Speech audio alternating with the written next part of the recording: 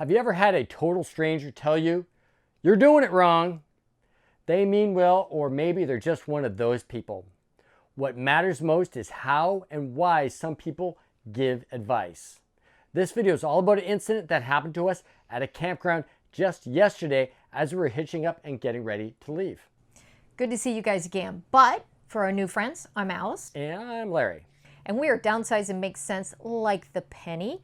We went full-time in our fifth wheel mid-February so we could live life more deliberately. Now, we've had our fifth wheel for about a year now and have hitched up and unhitched many times as we move every 10 to 14 days and are full-time. We still use our checklist every time. I hold the checklist as Larry goes through the steps, making sure he doesn't skip any, because I'm telling you, I have corrected him a couple times. For me, this is the most stressful thing about full-time RVing, the part I hate the most, and here is a perfect example of why. Yesterday, just yesterday, was a move day from a private RV park. You know the type, big parking lot, tightly packed together, full hookups, but no privacy. While Alice and I were going through the hookup list, a man approached us just as I was stepping in the tire and reaching over to put on the coupler handle safety pin, a critical step. "Having fun?" he asks. Then he leaned up against the truck, putting his arm over the bed rail, and proceeded to tell me everything that I was doing wrong, according to him. I never met this man. He did not introduce himself. He just started giving me unsolicited advice. Yeah. At this point, the truck is blocking the road, so we are trying to move quickly as possible. At first, I listened politely, waiting for him to stop talking so I could tell him I preferred not to be interrupted while going through the hitching procedure. Instead of asking him to wait until we were done in hooking up, I just started defending why I do it instead of his way, which turned into an argument. So, seeing that this was turning into a confrontation, I stepped in. I told the guy that he should not interrupt someone while they're hitching their RV. I also asked him to back up, saying I didn't like the distance he was keeping. Really, it was a lack of distance. I do not like close talkers. This seemed to really anger him, and he said, "Whatever," and walked away. You know, after that, Larry and I talked to each other about how weird that situation was and how this had never happened to us before. While we finished up, I did my final walk around and started to drive away. I saw the man on the side of the road speaking to a fellow RVer who was obviously waiting for me to drive by to give me some more advice. I decided to stop and speak to him and apologize for being curt when I asked him not to bother me while we were hitching up, thinking that this was the polite thing to do, but it seemed to anger him even more. That's when he really lit into me, trying to show me on his cell phone, proving that he was right and I was breaking all kinds of DOT regulations. I explained, I prefer to concentrate on what I'm doing and do not like to talk to people during the hitching process. He responded with, "Nobody's going to tell me who I can talk to and can't talk to." At that point, I knew I was wasting my breath. His buddy stepped in defending me, saying, "I understand not wanting to be bugged while hitching up." Yeah. As I pulled away, he was sharing his advice, shouting one more thing that I was doing wrong. Meanwhile, I'm watching all of this from the follow behind car, and I was saying to myself, "Larry, just go, just go." I should have done something to get us moving, beat the horn, something.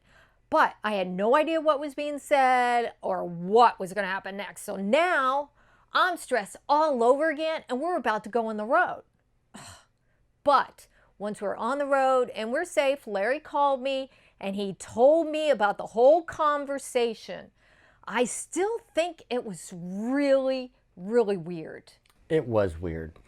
So why did we decide to do this video? This is a really different type of content for us, but we thought it was really important to share this story. Any disruption during hitching procedure can be dangerous, but a confrontation can really make you lose your concentration. The whole event only lasted about 1 minute, but could have caused us to miss a critical step or do something out of order.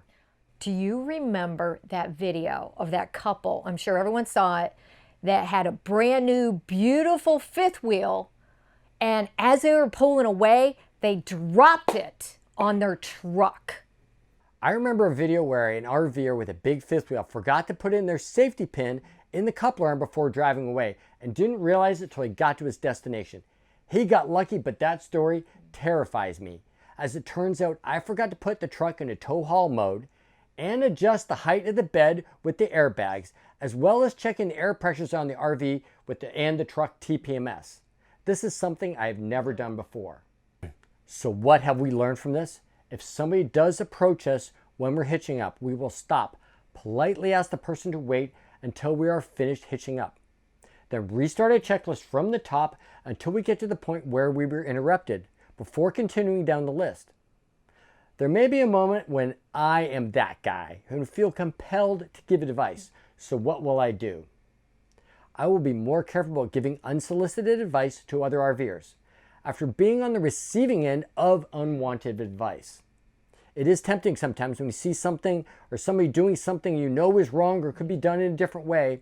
If I'm compelled to give a fellow RVer some advice, I will first introduce myself, get friendly, build some rapport, assess whether this is the type of person that will welcome advice. Instead of telling them they're doing it wrong and they should do it the way I do it, I will find a way to tell a story about how I do it and how we can both benefit from the conversation.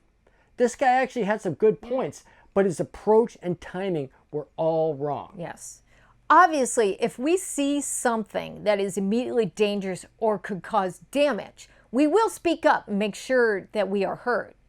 In fact, we wish someone had caught us driving away from our campsite because our awning was out, but that made 2 really good videos.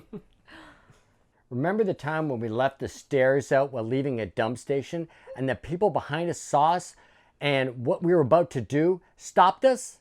We could have caused serious damage to the RV if they had not said something. So obviously, we're not saying you shouldn't help other RVers. That is what is so great about this community. It's just that there is a better way to do it. That's all. Have you been in this situation before as a person giving the advice or the one receiving it? How did you handle it? Do you use a checklist when hitching and unhitching like us? Please leave a comment and share your stories or advice. You can also share your thoughts on our Instagram and Facebook social media pages. If you found this information valuable and like the content on full-time RVing, RV DIY, campground reviews, stuff like that, please consider subscribing to our channel by clicking this link below. And remember, Downsizing still makes sense.